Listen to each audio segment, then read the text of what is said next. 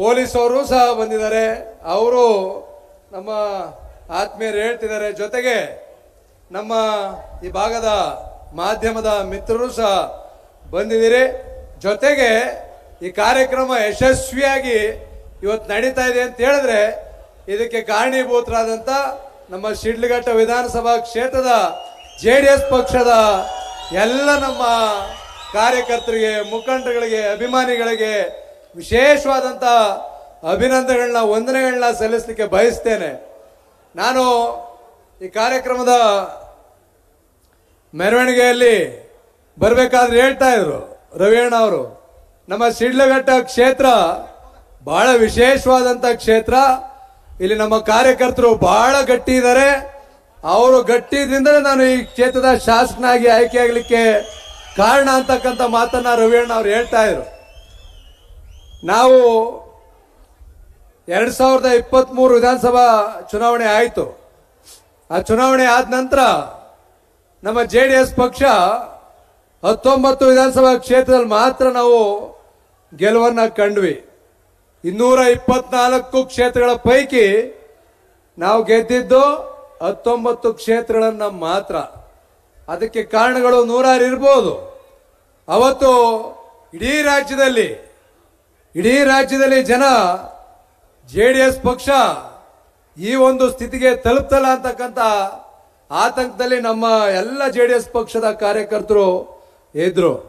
ಅದಾದ ನಂತರ ಏನು ಕಳೆದ 2024ರಲ್ಲಿ ಬಂದಂತ ಏನು MP ಚುನಾವಣೆ ಬಂತು, ಅದರಲ್ಲಿ ವಿಶೇಷವಾದಂತ ಶಕ್ತಿಯನ್ನ ನಮ್ಮ JDS ಪಕ್ಷದ ಕಾರ್ಯಕರ್ತರು ಪ್ರದರ್ಶನವನ್ನ ಮಾಡಿದ್ರು. ನಮ್ಮ ಇಡೀ ಹಳೆ ಮೈಸೂರು ಭಾಗ ಇರ್ಬೋದು, ಉತ್ತರ ಕರ್ನಾಟಕ ಇರ್ಬೋದು, ಎಲ್ಲ ಕಡೆ BJP ಪಕ್ಷ ಅತಿ ಹೆಚ್ಚು MP ಗಳನ್ನ ಗೆದ್ದಿದ್ದಾವೆ ಅಂತ ಹೇಳಿದ್ರೆ ಅದಕ್ಕೆ ಪ್ರಮುಖವಾದಂತ ಕಾರಣಕರ್ತರು ನಮ್ಮ JDS ಪಕ್ಷದ ಗಟ್ಟಿ ಕಾರ್ಯಕರ್ತರು. ಅದಕ್ಕೆ ಕಾರಣಕರ್ತರು ಇವತ್ತು JDS ಪಕ್ಷ ಮುಗ್ದೇ ಹೋಯ್ತು. JDS ಪಕ್ಷ ಮೇಲೇಳಲಿಕ್ಕೆ ಸಾಧ್ಯನೇ ಇಲ್ಲ. 12 ಜನ, 13 ಜನ, 14 ಜನ ಶಾಸಕರು JDS ಪಕ್ಷ ಬಿಟ್ಟು ಹೊರಟೇ ಬಿಟ್ರು ಅಂತಕ್ಕಂಥ ಮಾತನ್ನ ಇಡೀ ರಾಜ್ಯದಲ್ಲೂ ಹೇಳಿದ್ರು. ನಮ್ಮ ಮಾಧ್ಯಮದ ಮಿತ್ರರು ಇಲ್ಲಿ ಕೂತವ್ರೆ, ಹಲವಾರು ಮಾಧ್ಯಮದಲ್ಲಿ ನನ್ನ ಹೆಸರು ಸಹ ಹೇಳಿದ್ರು, ನಮ್ಮ ಮುಳಬಾಗಿಲು ಮಂಜಣ್ಣ ಅವರ ಹೆಸರು ಹೇಳಿದ್ರು, ಶಿಡ್ಲಘಟ್ಟ ರವಿಯಣ್ಣ ಅವರ ಹೆಸರು ಸಹ ಹೇಳಿದ್ರು, ಕೇರ್ಪೇಟೆ ಮಂಜಣ್ಣ ಅವರ ಹೆಸರು ಸಹ ಹೇಳಿದ್ರು, ಹಾಸನ ಸ್ವರೂಪಣ್ಣ ಅವರ ಹೆಸರು ಸಹ ಹೇಳಿದ್ರು. ಇವರೆಲ್ಲ JDS ಪಕ್ಷವನ್ನ ಬಿಟ್ಟು ಹೊಟ್ಟೋಗ್ಬಿಡ್ತಾರೆ. ಕಾಂಗ್ರೆಸ್ ಪಕ್ಷಕ್ಕೆ 12 ಜನ, 13 ಜನ ಶಾಸಕರು ಹೊರಟೋದ್ರು ಅಂತ ಪ್ರತಿ ದಿವಸ ಪತ್ರಿಕೆಗಳಲ್ಲೂ ಬರೆದ್ರು, ನಮ್ಮ ಟಿವಿಗಳಲ್ಲೂ ಸಹ ಬಹಳ ದೊಡ್ಡದಾಗಿ ತೋರಿಸಿದ್ರು. ಒಬ್ರು ಹೋದ್ರ? ಯಾರಾದ್ರೂ ಒಬ್ರು ಹೋಗಿದಾರ? ಯಾರು ಹೋಗಲ್ಲ. ನಮ್ಮ JDS ಪಕ್ಷದ 18 ಜನ ಶಾಸಕರು ಇವತ್ತೊಬ್ರು ಸಹ ನಮ್ಮ JDS ಪಕ್ಷವನ್ನ ಬಿಟ್ಟು ಹೋಗ್ತಕ್ಕಂತ ಪ್ರಶ್ನೆ ಇಲ್ಲ. ಈ ಪಕ್ಷವನ್ನ ಕಟ್ಟಿರ್ತಕ್ಕಂಥವ್ರು ನಿಮ್ಮೆಲ್ಲರ ನೆಚ್ಚಿನ ನಾಯಕರು, ಈ ನಾಡು ಕಂಡಂತ ಮುತ್ಸದ್ದಿ ರಾಜಕಾರಣಿಗಳು, ಮಾಜಿ ಪ್ರಧಾನ ಮಂತ್ರಿಗಳು, ಹಿರಿಯರಾದಂತ ದೇವೇಗೌಡ ಅಪ್ಪಾಜಿ ಅವರು ಈ ಪಕ್ಷವನ್ನ ಕಟ್ಟಿದ್ದಾರೆ. ನಿಮ್ಮಂತ ನೂರಾರು ನಿಷ್ಠಾವಂತ ಕಾರ್ಯಕರ್ತರ ಜೊತೆಗೆ ಈ ಪಕ್ಷವನ್ನ ಕಟ್ಟಿದ್ದಾರೆ. ಕಟ್ಟಿದಂತ ಪಕ್ಷವನ್ನ ಕುಮಾರಣ್ಣ ಅವರು ಉಳಿಸಿ ಬೆಳೆಸಿದ್ದಾರೆ, ಇಲ್ಲಿ ತನಕ ತಂದು ನಿಲ್ಲಿಸಿದ್ದಾರೆ. ಕುಮಾರಣ್ಣ ಅವರು ಸಹ ಇನ್ನು ಶಕ್ತಿಯುತವಾಗಿದ್ದಾರೆ.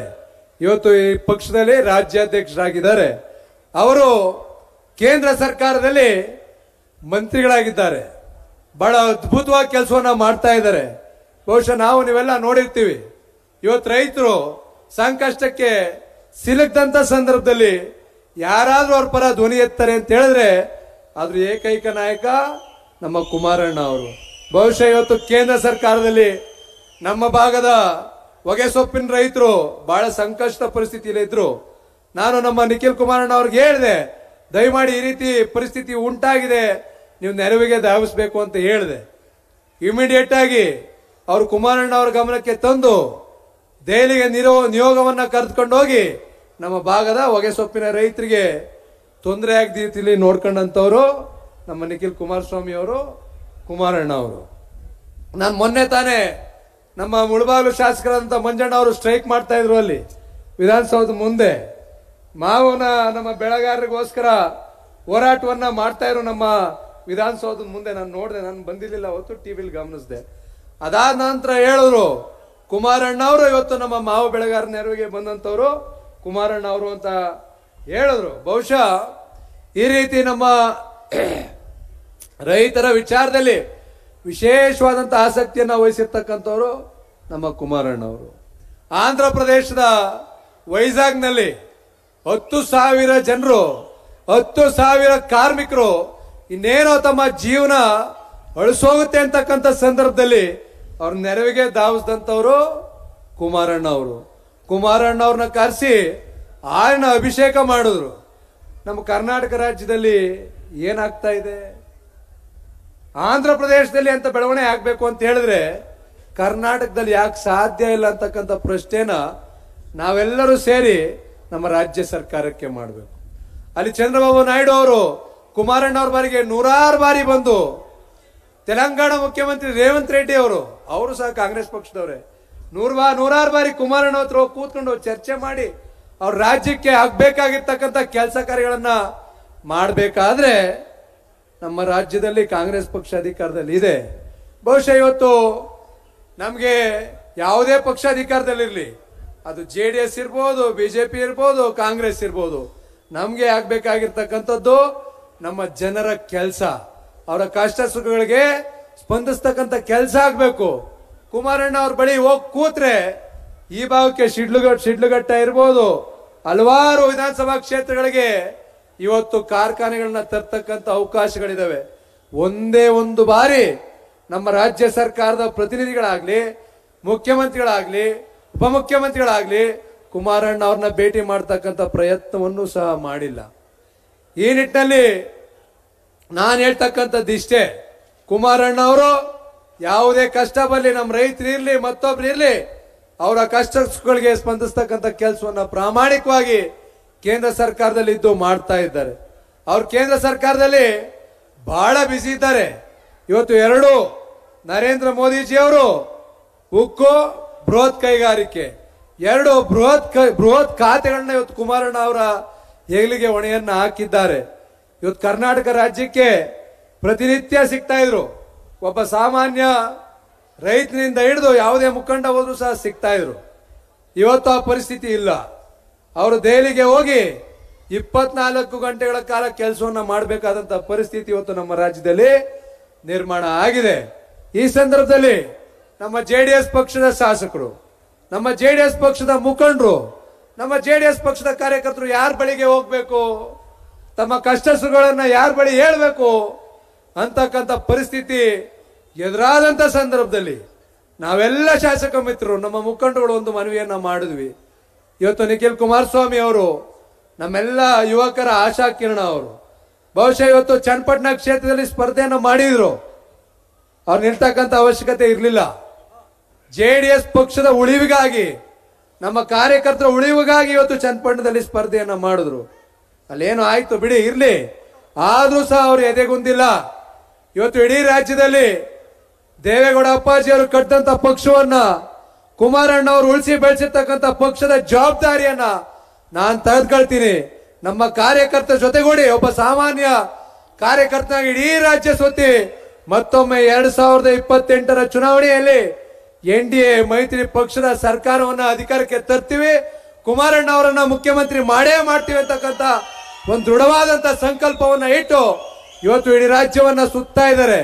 ನಾವು ಅವರಲ್ಲಿ ಮನವಿ ಮಾಡ್ತಾ ಇರ್ತಕ್ಕಂಥದ್ದು ಇಷ್ಟೇ, ನಮ್ಮ ಪಕ್ಷದಲ್ಲಿ ನೀವು JDS ಪಕ್ಷದ ರಾಜ್ಯಾಧ್ಯಕ್ಷರಾಗಬೇಕು.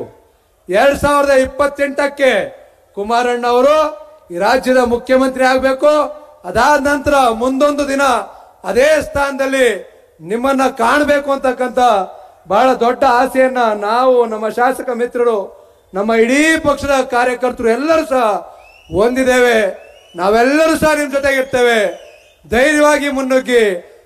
ನಾನಿವತ್ತು ನೋಡ್ತಾ ಇದ್ದೆ, ಶಿಡ್ಲಘಟ್ಟಕ್ಕೆ ಬಂದಂತ ಸಂದರ್ಭದಲ್ಲಿ ಕಾರ್ಯಕರ್ತರು ಬಹಳ ಗಟ್ಟಿ ಇದ್ದಾರೆ. ಯಾವುದೇ ನಾಯಕರು ಸಹ ಇವತ್ತು ಏನೇ ಆಗಿದ್ರು ಸಹ ಇವತ್ತು ನಮ್ಮ ಜೆಡಿಎಸ್ ಪಕ್ಷ ಇದು ಕಾರ್ಯಕರ್ತರ ಪಕ್ಷ. ಬಹಳ ಗಟ್ಟಿದ್ದಾರೆ ನಮ್ಮ ಕಾರ್ಯಕರ್ತರು. ಯಾವುದೇ ಸಂದರ್ಭದಲ್ಲೂ ಸಹ ಇವತ್ತು ನಿಮ್ಮ ಬೆನ್ನಿಗೆ ನಾವೆಲ್ಲರೂ ಸಹ ಇರ್ತೀವಿ.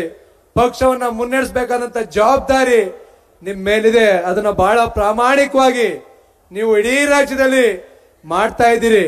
ಇವತ್ತು ಉತ್ತರ ಕರ್ನಾಟಕದಲ್ಲಿ ಬಹುಶಃ ನಾವು ಕಾರ್ಯಕ್ರಮಗಳನ್ನ ನೋಡ್ತಾ ಇದ್ದೇವೆ. ಬಹಳ ಉತ್ತಮವಾಗಿ ನಮ್ಮ ಕಾರ್ಯಕರ್ತರು ಇವತ್ತು ಜೆಡಿಎಸ್ ಪಕ್ಷವನ್ನ ಸಂಘಟನೆ ಮಾಡಬೇಕು, ನೀವು ನಮ್ಮ ಜೊತೆಗೆ ಬರಬೇಕು, ಪಕ್ಷದ ನಾಯಕತ್ವವನ್ನು ವಹಿಸಬೇಕು ಅಂತಕ್ಕಂಥ ಆಯ್ತು. ಟೈಮ್ ಹೊಟ್ಟೆ ಹಸಿತೈತೆ ಅಂತ ಕೇಳಿದೆ, ಎಲ್ಲ ಊಟ ಮಾಡೋರೆ ಅಂತ ಅಂದ್ರು, ಅದಕ್ಕೆ ಮಾತಾಡ್ತಾ ಇದ್ದೀನಿ. ಆಯ್ತು, 5 ನಿಮಿಷ ಮುಗಿಸ್ಬಿಡ್ತೀನಿ. ಆದ್ರಿಂದ ನಾನು ಹೇಳ್ತಾ ಇರ್ತಕ್ಕಂಥದ್ದು ಇಷ್ಟೇ, ನಿಮ್ ಜೊತೆಗೆ ನಾವೆಲ್ಲ ಇರ್ತೀವಿ. ಮತ್ತೊಮ್ಮೆ ಜೆಡಿಎಸ್ ಪಕ್ಷ ಬಿಜೆಪಿ ಪಕ್ಷ ಮೈತ್ರಿ 2028ಕ್ಕೆ ಸರ್ಕಾರ ತರ್ತಕ್ಕಂಥ ಸಂಕಲ್ಪವನ್ನ ನಿಖಿಲ್ ಕುಮಾರಸ್ವಾಮಿ ಅವರು ಮಾಡಿದರೆ ಅವರ ಬೆನ್ನೆಲುಬಾಗಿ ನಾವೆಲ್ಲರೂ ಸಹ ಇರ್ತೀವಿ. ಶಿಡ್ಲಘಟ್ಟದಲ್ಲಿ 2028 ನಾನು ಇವತ್ತು ಗಮನಿಸ್ತಾ ಇರ್ತಕ್ಕಂಥದ್ದು, ರವಿಯಣ್ಣ ಕಳೆದ ಬಾರಿ ಎಷ್ಟೊಂದು 12,000 ಗೆದ್ದಿದ್ರ, 12,000 ಮತಗಳ ಅಂತರ, ಇಷ್ಟು 17,000 ಮತಗಳ ಅಂತರದಿಂದ ಗೆದ್ದಿದ್ರು. ನಾನು ಈ ಭಾಗದಲ್ಲಿ ನಾನು ನೋಡ್ತಾ ಇದ್ರೆ ಮುಂದಿನ ಬಾರಿ ಕನಿಷ್ಠ ಪಕ್ಷ 35,000-40,000 ಮತಗಳ ಅಂತರದಿಂದ ಗೆಲ್ತಾರೆ ಅಂತಕ್ಕಂಥದ್ದು ನಾನು ನಮ್ಮ ಕಾರ್ಯಕರ್ತರ ಉತ್ಸಾಹ. ಇಲ್ಲಿ ಯಾವುದೇ ಜಾತಿ ಇಲ್ಲ, ಮತ ಇಲ್ಲ. ಇಲ್ಲಿ ಜೆಡಿಎಸ್ ಪಕ್ಷ, ರವಿಯಣ್ಣ ಅವರ ಅಭಿಮಾನಿಗಳು, ನಿಖಿಲ್ ಕುಮಾರಸ್ವಾಮಿ ಅವರ ಅಭಿಮಾನಿಗಳು, ಕುಮಾರಣ್ಣ ಅವರ ಅಭಿಮಾನಿಗಳು, ದೇವೇಗೌಡ ಅಪ್ಪಾಜಿ ಅವರ ಅಭಿಮಾನಿಗಳು, ಇಷ್ಟೇ ನಮ್ಮ ಕಣ್ಣಿಗೆ ಕಾಣಿಸ್ತಾ ಇರ್ತಕ್ಕಂಥದ್ದು ಇವತ್ತು. ಇಷ್ಟ ಹೇಳ್ತಾ ನಮ್ಮ ರವಿಯಣ್ಣ ಅವ್ರ ಬಗ್ಗೆ 2 ಮಾತು ಹೇಳಬೇಕು ನಾನು. ಇವತ್ತು ನಾವಾದ್ರೂ ಮೊದಲನೇ ಬಾರಿ ಆಯ್ಕೆ ಆಗಿರ್ತಕ್ಕಂಥ ಶಾಸಕರು, ನಮ್ಮ ಜೊತೆಗೆ ಅವರು ಸಹ ಮೊದಲನೇ ಬಾರಿಗೆ ಆಯ್ಕೆ ಆಗಿರ್ತಕ್ಕಂಥವ್ರು. ಆದ್ರೆ ಕಳೆದ ಬಾರಿ 2018ರಲ್ಲಿ ನಿಂತು ಅವರು ಸ್ವಲ್ಪ ಮತಗಳ ಅಂತರದಿಂದ ಸೋತಿದ್ರು. ಈ ಪಕ್ಷವನ್ನ, ಜೆಡಿಎಸ್ ಪಕ್ಷವನ್ನ ಕಟ್ಟಬೇಕಾದ್ರೆ ಅವರ ಇಡೀ ಕುಟುಂಬದ ಶಕ್ತಿಯನ್ನ ವಿನಿಯೋಗಿಸಿದ್ದಾರೆ. ಅವರ ಇಡೀ ಕುಟುಂಬ ದೇವೇಗೌಡ ಅಪ್ಪಾಜಿ ಅವ್ರ ಜೊತೆಗಿಂದ ಹಿಡಿದು ಇವತ್ತಿನವರೆಗೂ ಸಹ ಜೆಡಿಎಸ್ ಪಕ್ಷಕ್ಕೋಸ್ಕರ ತನು ಮನ ಧನ ಎಲ್ಲವನ್ನ ಇವತ್ತು ಈ ಪಕ್ಷಕ್ಕೆ ಕೊಟ್ಟಿದ್ದಾರೆ.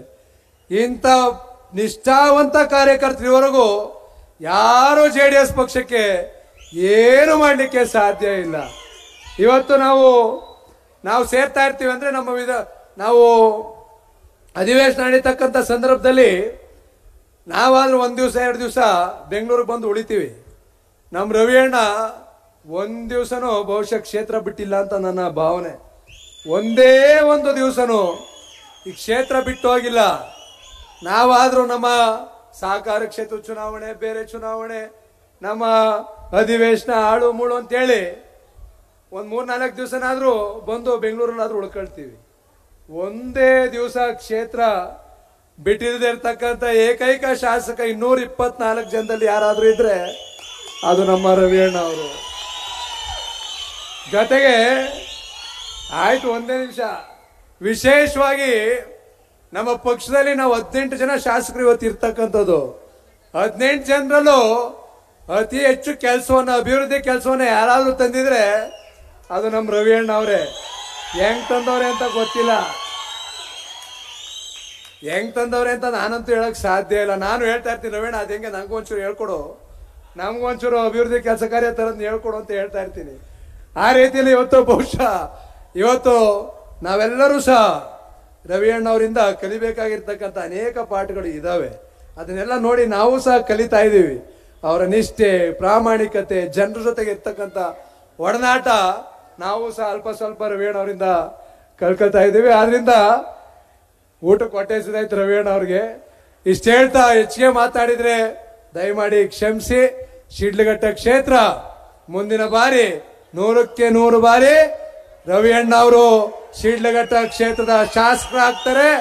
2028ಕ್ಕೆ ಮೈತ್ರಿ ಪಕ್ಷದ ಸರ್ಕಾರ ಅಧಿಕಾರಕ್ಕೆ ಬರುತ್ತೆ. ಕುಮಾರಣ್ಣ ಅವರು ಮುಖ್ಯಮಂತ್ರಿ ಆಗ್ತಾರೆ. ಮುಂದೊಂದು ದಿನ ಆ ಸ್ಥಾನದಲ್ಲಿ ನಾವು ನಿಖಿಲ್ ಕುಮಾರಸ್ವಾಮಿ ಅವ್ರನ್ನ ಕಾಣ್ತೀವಿ. ಅದು ಈ ಶಿಡ್ಲಘಟ್ಟ ಕ್ಷೇತ್ರದಿಂದನೇ ಆಗುತ್ತೆ ಅಂತಕ್ಕಂಥ ಮನೋಭಾವನೆ ನಮ್ಮೆಲ್ಲರಲ್ಲೂ ಸಹ ಇದೆ. ಇಷ್ಟು ಹೇಳ್ತಾ ನನಗೆ ಅವಕಾಶವನ್ನ ಮಾಡಿಕೊಟ್ಟಂತ ಎಲ್ಲರಿಗೂ ತುಂಬುರದ ಧನ್ಯವಾದ ಹೇಳ್ತಾ ಮಾತನ್ನ ಮುಗಿಸ್ತೀನಿ. ನಮಸ್ಕಾರ.